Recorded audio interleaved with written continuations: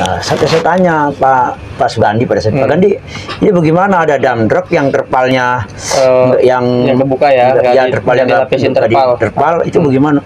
Saya baru tahu lah. Tapi kalau mereka tidak bergerak, kita akan lakukan gugatan hukum. Ya, artinya kan kita percayakan sama pemerintah. Kalau nggak bisa ya udahlah. Pemerintah tidak boleh kalah dengan korporasi. Dan itu harus kita perjuangkan. Artinya regulator harus menegakkan regulasi. Korporasi harus tunduk kepada regulasi. Maka Nah Bang, tadi kan ya Bang sudah menceritakan lah cerita kronologi sedikit dan kemudian mengenai dampak-dampak ke warga. Nah, dari itu semua gimana nih langkah-langkah dari teman-teman Forum Rusunawa Marunda nih? Apa aja sih dengan kondisi seperti itu, apa aja yang sudah dilakukan nih, tahap-tahap yang sudah pernah dilakukan? Iya. Terkait debu batu bara ini forum sudah bersurat. Itu kapan Bang? Boleh ceritain nggak tahun-tahunnya Bang? Waktu-waktunya itu? Itu bulan Februari kita sudah bersurat sama dua instansi. Yang satu itu 2021. 2022. Oh 2022. Kalau yang sebelumnya itu? Sebelumnya hanya di LH aja. Oh di LH aja tuh. 2001 kita ke LH. 2021 ke LH gitu ya. 2022 ternyata kita melihat wah ini udah harus tingkatan gubernur nih yang ngambil kebijakan dan kementerian. Nah kita bersuratlah ke Gubernur DKI Jakarta ke Pak Anies Rashid Baswedan terkait pencemuran batu bara. Dan kita juga sudah bersurat ke Kemenhub terkait pencemaran debu batu bara yang ada di wilayah Rusunawa Marunda dan sekitarnya. Nah, kita sudah bersurat semuanya. Ternyata ya tanggapannya agak kurang, kalau gimana tuh agak kurang baik. Pasca deklarasi itu ternyata ada salah satu pejabat publik yaitu KSP Marunda yang menyatakan tidak ada pencemaran debu batu bara di wilayah Rusunawa Marunda yang diakibatkan dari aktivitas pelabuhan batubara, pelabuhan bongkar muat batubara yang ada di wilayah pelabuhan Marunda. Tuh. Nah kita sudah bersurat itu. Nah akhirnya kita aksi terkait itu dan kita menanyakan itu aksi kapan sore Bang? Aksi itu bulan Februari kita. Februari baru kemarin juga. Oh yang ke Pemprov sama Kemenhub tadi ya? Ya. Nah kita sudah aksi, kita sudah tanyakan, ternyata ada beberapa surat yang kita sudah layangkan, ternyata katanya nggak ada. Nah kita sudah protes juga dan akhirnya nggak lama dari situ ada tanggal 16 ada sanksi. Sanksi dari LH. Oh dari Dinas Lingkungan Hidup. Ya. Kepada PT KCN dengan sanksi memaksa karena ada 32 pelanggaran. 32 pelanggaran ya, yang itu nomor 12 tahun 2022. Oh, sanksi untuk memaksa apa tuh? Pihak KCN untuk memperbaiki UPL PKL-nya sama segera membuat AMDAL tuh ya. Itu apa aja Bang yang dari 32 itu yang Abang tahu yang kita tahu ada dia harus membuat stock fill dan dia bikin dinding setinggi 4 meter dan untuk jaring basah dan penyemprotan ketika dia bongkar muat dan ternyata pasca sanksi masih kita temukan bro. Gimana itu pasca sanksi Bang? Debu batu bara masih ada. Yang kedua dump truck batu bara tidak memakai terpal. Nah artinya di mana regulator pelabuhan mengawasinya? Kan harusnya itu mereka memberhentikan dump truck itu dong. Pakai terpal dong. Terpal gitu. Tapi harus sesuai dengan ini SOP gitu Bang. Ternyata tidak. Dan SOP hanya bilang bahwa pihak si PT KCN sudah sesuai SOP lah, apalah. Ternyata sudah dipatahkan. Dipatahkan gimana itu Bang? Dipatahkan dengan sanksi LH. Artinya omongan KSOP nggak bener dong. Benar ya, dia ngeklaim tidak ada apa-apa. Tapi ternyata investigasi LH itu ketemu tuh 32. Nah, jadi investigasi LH itu, jadi PT KCN itu bukan pesanan kita nih. Kita cuma ngadu, dan mereka investigasi dan menyatakan bahwa PT KCN turut bertanggung jawab tentang pencemaran debu batu bara. Artinya ini mematahkan ucapan KSOP. Itu ya. Makanya kita di aksi kedua kita meminta Presiden dan Kementerian segera mencopot KSOP Marunda karena pernyataan-pernyataan dia di media menurut kami sangat menyakitkan. Bahwa itu hoak lah apalah gitu. Padahal kenyataannya debu batu baranya ada. Dan sanksi itu udah ada. Kalau KSOP mau protes silakan sama LH. Jangan sama kita mau korban ya kan. Lu protes aja sanksi LH ini nggak bener nih gini ya silakan lu. Pengadilan kayak apa? Oh ini nggak bener. Tapi yang pasti debu batu bara ada di kami. Berarti ada pencemaran yang dilakukan di Pelabuhan Marunda. Nah kita kan dengar ada 2 perusahaan lagi katanya ya. Oh yang disanksi. Yang disanksi. Itu ada di, saya juga nggak ngerti nih karena belum dapat suratnya nih. Itu ada di mana nih? Kalau itu adanya di Marunda Center misalnya nih, ya kan itu kawasan KSOP juga. Sama satu lingkungan lah ya. Satu lingkungan. Nah, maksudnya artinya berarti makin bobroknya pengawasan yang dilakukan pihak KSOP Marunda dan ketidakberanian si LH menindak tegas. Nah ini kan yang harus dikoreksi. Ya artinya KSOP itu memang harus copot dan itu harga mati. Nah, tadi kan Abang melakukan aksi kedua tuh setelah aksi di Pemprov dan mengeluarkan 32 sanksi. Itu kenapa tuh Bang melakukan aksi kedua waktu itu? Aksi keduanya karena tidak pasca sanksi debu itu masih ada. Masih ada tuh ya. Masih banyak dan kita serius nggak sih lo? Ketika kasarnya lu serius nggak sih? Nah, pengawasannya kita kan LH-nya tuh ya. LH-nya artinya pengawasan ketika pasca sanksi harus ketat. Kita malah kalau boleh bicara mengusulkan untuk bikin pengawasan independen. Oh tim independen gitu. Dari mana aja tuh Bang? Misalnya dari Walhi, dari Jakam, dari Greenpeace untuk ikut sama-sama. Aktivis lingkungan itulah ya. Yang punya yang berkompeten di lingkungan bergabung dengan LH, ayo tongkrongin bareng-bareng. Tim independen gitu lah ya. Independen malah kita dorongnya itu dan LH sampai saat ini saya belum dapat surat metriknya dia tentang progres PT KCN itu seperti apa karena saya tidak mendapatkan satu surat yang ini kan ada di SK sanksi itu yang 15 item yang ada yang umurnya itu 7 hari itu hanya ada satu ya kalau masalah yang 14 hari itu ada sekitar 13-14 item. Nah ini sudah 20 hari lebih nih. Sudah lewat dari masa tenggat yang diberi lah ya. Masa tenggangnya. Kalau memang itu nggak mau dilakukan ngapain sih ada termin-terminnya? Nah kalau termin itu dilewatin apa hukumannya? Nah itu yang sebenarnya nggak jelas. Nggak jelas juga dari LH memberikan. Iya dong, harusnya ketika you bilang ini 7 hari. Nah kalau 7 hari dia nggak melanggar, kalau dia melanggar bagaimana? Misalnya, dikasih SP1, dikasih 3 hari. Kalau 3 hari nggak kelar juga, nah itu yang saat ini kita belum pernah dengar yang umurnya 14 hari, 7 hari ini, gimana? Jangan sampai ya, mohon izin nih, jangan sampai dia ngeliat ujungnya 90 harinya. Oh iya, pas yang 60 hari, yang 90 ya kan. Ini kan yang kayak yang 60 hari itu yang 90 hari kan yang bikin pembangunan iya, ya kan. Tapi kalau yang kecil-kecilan ada gitu, yang 7 hari, yang 14 hari. Nah, ini ketika dilanggar mau bagaimana? Nah, makanya kita bukannya nggak percaya sama pemerintah Sudin LH, tapi sebaiknya Sudin LH terbuka dengan aktivis-aktivis yang memang fokus terhadap lingkungan. Oke. Oh, berarti seperti itu ya. Nah berarti tadi memang tadi setelah aksi ke Pemprov kemudian aksi ke pemerintah pusat ke Jokowi itu karena memang ya masih ada batu bara segala macam di sini Bang. Dan sikap ugal-ugalannya KSOP ya. Gitu. So ya kemarin 2 hari yang lalu atau 3 hari yang lalu kita pernah dipanggil oleh Kepala Pelabuhan Utama Tanjung Priok Pak Wisnu terkait KSOP. Nah di situ kita didudukan terkait katanya Pak Wisnu didelegasi oleh Pak Menteri untuk mencari masalah tentang ada apa di Pelabuhan Marunda.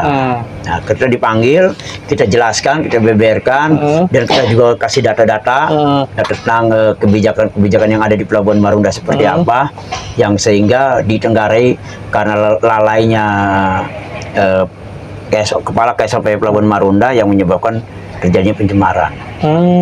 Nah, ini kita lagi berjalan, tiba-tiba KSOP datang dengan, wah, bukan seorang pejabat, bro. Kusuk-kusuk apaan itu? Kalau pejabat kan dia menjaga marwah jabatannya. Ya, ini kalau misalnya Pak Isa dengar, silakan bantah. Itu yang bro. Silakan bantah. Di ketika juga silakan. Kalau dihadapkan juga silakan ayo. Udah pernah ngomong dia ke saya. Gitu ya. Ngaku gitu aja nggak ada. Iya. Ya artinya kalau gue sih siapa aja yuk. Sama KCN-nya juga tuh Mbak Maya. Datang. Wah, ada Pak Wisnu, atasannya dia, ya hormatilah atasan dia gitu. Ya ternyata ya dia seperti itu. Menurut saya sih ini bukan cerminan seorang pejabat publik, pejabat yang mewakili negara. Makanya daripada ini mencoreng pemerintahan Jokowi, ya menurut saya saatnya KSOP dicopot aja. Banyak kok kapten-kapten yang jujur dan baik juga kok di kementerian. Memang nggak ada cari satu orang kan. Itu sih. Nah, katanya pernah juga nggak sih Bang kayak semacam datang ke wali kota gitu untuk mendiskusikan soal kondisi ini gitu? Kalau datang ke wali kota kita belum pernah, tapi kalau LH datang ke kita pernah berkali-kali. Nah, termasuk ke PT KCN pernah sekitar 2 kali, dan ada KSOP juga di situ, perwakilannya, bukan KSOP-nya, perwakilannya. Di situ ada, dan pernah bicara lah. Nah, saya tanya Pak Sugandi pada saat Pak Gandi, ini bagaimana ada dump truck yang terpalnya yang kebuka ya terpal yang terpal itu bagaimana? Saya baru tahu lah, gimana coba dia melakukan fungsi, kok baru tahu. Ya artinya berarti selama ini kan ada apa ya kan dengan pemegang kebijakan di Pelabuhan Marunda. Kalau saya sih merasa karena itu perputaran uang, ya silakanlah.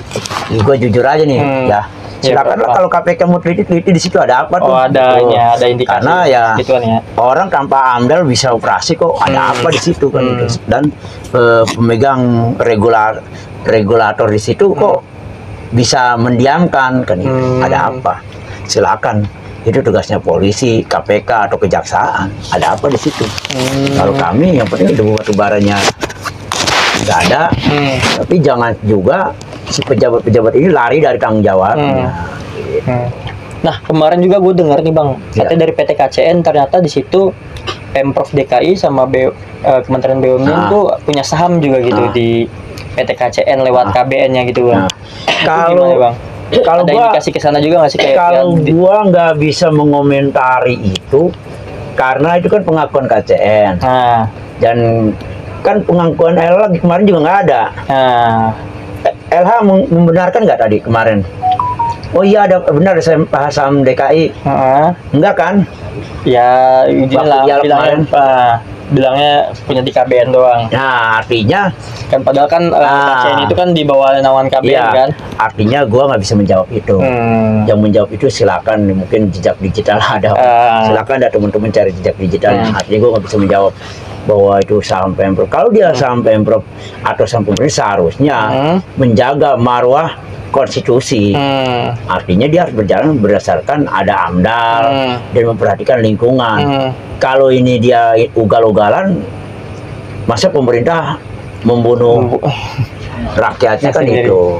Malah seharusnya kalau memang pemerintah punya saham di situ bisa ini ya, harusnya intervensi atau ikut campur ya, harus untuk mencegah gitu. Harusnya lebih taat dong. Lebih taat ya. Karena gue memegang amanah pemerintah dan yang saham, misal kalau ada ya saham Pemprov itu kan duit mana?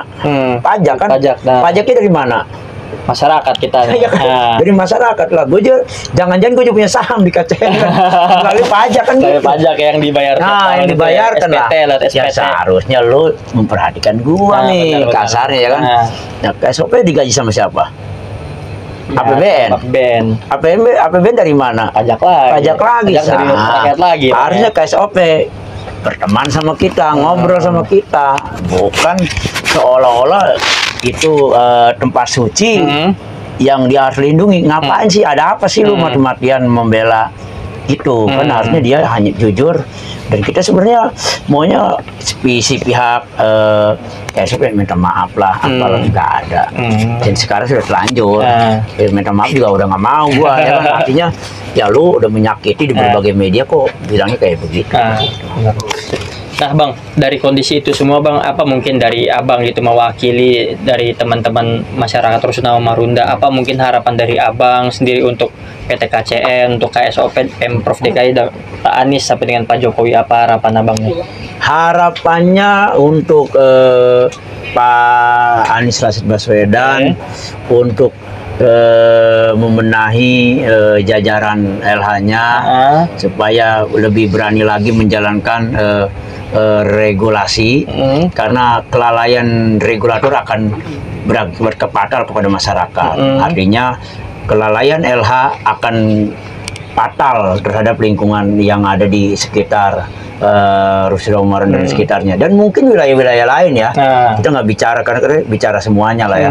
Dan Pak Anies Rashid Baswedan harus juga membuat satu konsep dalam, kalau bahasa Sundanya, sense of crisis-nya harus ada. Dia harus mendesain ketika ada krisis ini, ya kan. Artinya dinas kesehatan sudah harus turun, bina mental harus turun, sosial ekonomi juga harus turun. Mulai secara komprehensif itu dilakukan. Sampai saat ini kan hanya LH, seolah-olah masyarakatnya nggak diurus kan. Nggak diurus ya. Yang diurusnya LH ya lingkungannya. Jadi nggak dilihat ada manusianya ya, yang perlu mentalnya. Anak-anak ini harus dibangun mentalnya, apalagi yang kena langsung matanya. Itu dinas kesehatan harus juga turun ya. Turun kan seperti itu. Dan dinas pendidikan juga harus turun ya. Turun. Pokoknya di sekolah, semua instansi harus turun. Seperti kalau krisis di kebakaran kan ada damkar, ada Tagana, ada Dinsos, ada yang lainnya. Nah ini seharusnya turun juga ya. Nah untuk Pak Jokowi yaitu harus Kemenhub membuat regulasi, regulasi dan koordinasi yang tepat ketika ada pelaku-pelaku usaha yang ada dua regulator yang bertanggung jawab. Nah, bagaimana sistem koordinasinya, bagaimana sistem pelaporannya, nah itu harus dibuat kalau menurut, karena selama ini berarti kan ada ya, sorry nih, ada miskomunikasi antara LH dengan KSOP. Bisa ada dua regulator negara yang berbeda pandangan, yang mengakibatkan masyarakat menjadi korban. Makanya Pak Jokowi harus memanggil Kementerian LH, memanggil Kemenhub, membicarakan membuat regulasi yang tepat ketika di wilayah-wilayah khusus seperti Pelabuhan Marunda, pokoknya wilayah-wilayah industri itu harus dibuat gitu. Ya misalnya mau nih kayak di Cakung, itu kan ada industri kontainer apa yang harus juga ada dishub, itu kan yang harus bagaimana lalu lintas jalan dan lainnya. Menurut gue sih Pak Jokowi harus memanggil Kemenhub, memanggil KLH, membuat satu aturan yang akhirnya sistem koordinasi di lapangan ini terjadi. Termasuk tadi buat saran pemerintah ya, buat tim independen itu memang menarik itu. Ya, harusnya ada tim independen dan Pak Anies. Cuma dari Dinas Lingkungan Hidup aja tuh yang ngawasin. Karena kan khawatir juga kan katanya punya saham, konflik of interest. Itu yang kita khawatirkan. Dan ini sudah terjadi di tahun 2019. 2019 itu perintah LH untuk membuat hal yang sama sebenarnya sama yang sekarang nih. 32 item itu nggak jauh beda dari sebelumnya waktu rapor 2019 itu. Cuman bukan bentuk sanksi, perintah. Gitu. Tapi ternyata sampai sekarang baru turun sanksi. Ya ada apa selama ini 3 tahun ini ya kan, nggak keurus.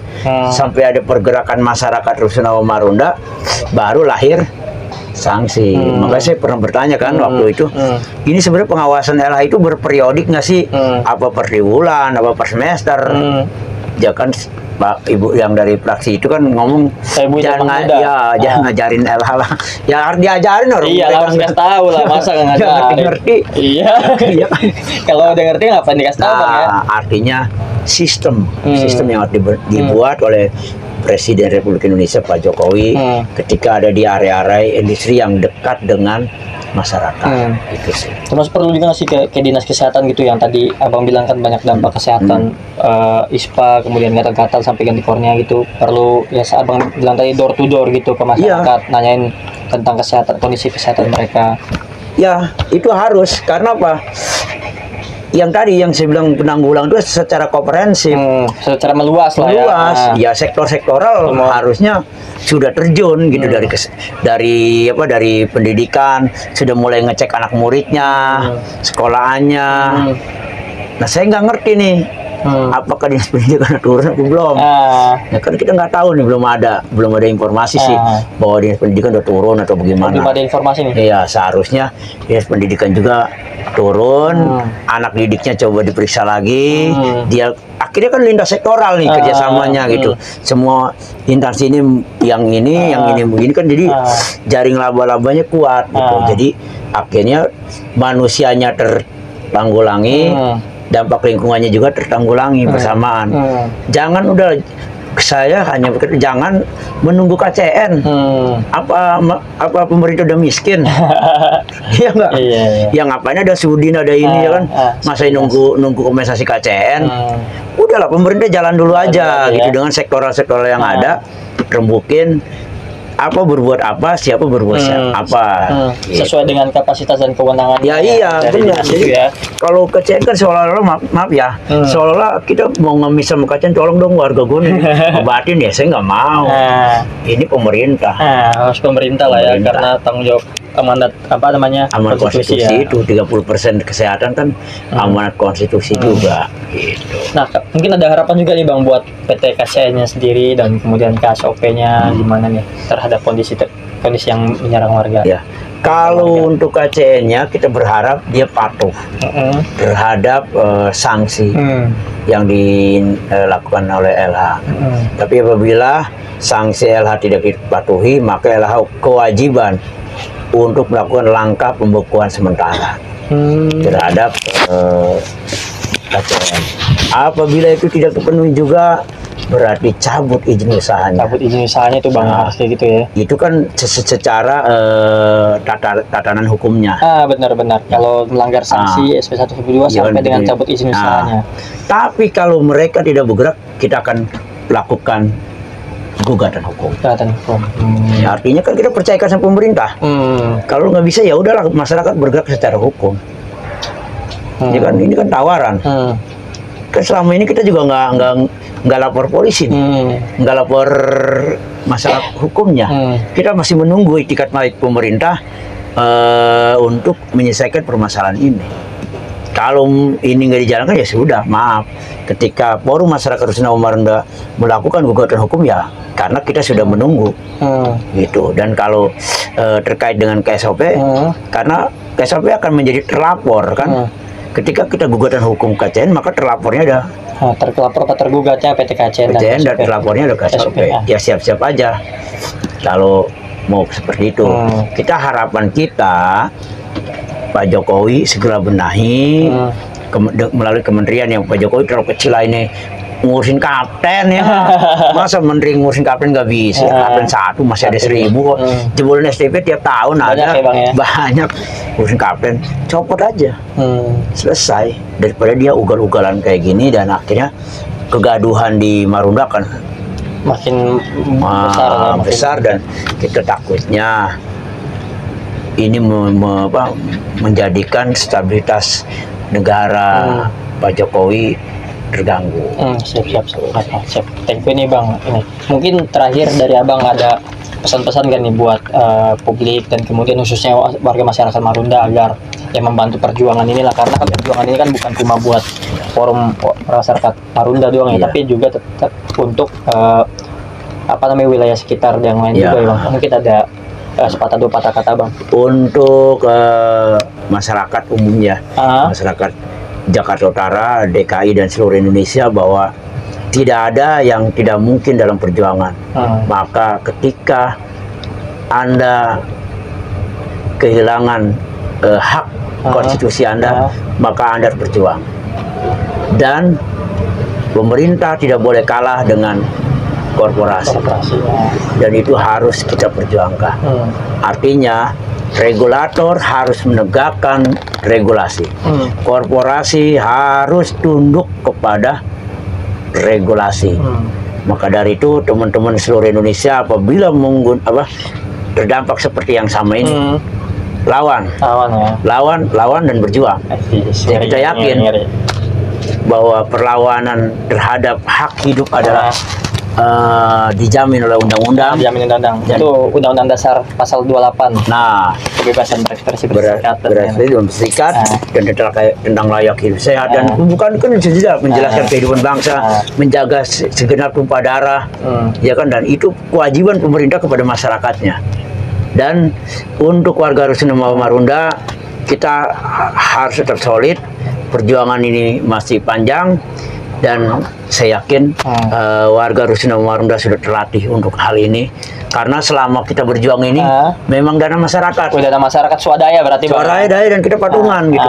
Nggak ada kita dari PT apapun, nggak ada.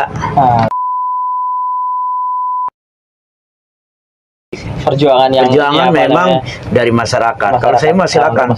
Kalau ada bilang kok ini ada konspirasi, ada apa karena ada keributan di sana, silakan Pak. Dan datang, silakan. Tapi gerakan yang alami, dan memang ini gerakan masyarakat yang menggugat pemerintah tentang haknya hidup sehat. Siap. Itu aja sih. Gila, teman-teman, keren banget nih argumentasi pernyataan terakhir tuh, pesan dan pesannya itu membuat gua pribadi nih merasa tergugah gitu, dan gak sia-sia lah ya jauh-jauh ke Marunda ini buat ngobrol sama Pak Didi. Gara-gara Pak Isa. Jadi gue ganti kayak Pak Isa. Jadi kayak Sope yang bakal hari Jumat aja gue kayak sampai Jumatan aja. Siap. Oke teman-teman Norkids, mungkin sekian dari gua. Kalau ada salah kata mohon maaf. Mungkin kita bakal balik lagi di segmen-segmen lainnya. Selamat menjalankan ibadah puasa buat teman-teman yang menjalankan. Selamat sahur nanti subuh. Dan wassalamualaikum warahmatullahi wabarakatuh. Waalaikumsalam warahmatullahi wabarakatuh. Thank you, Bang.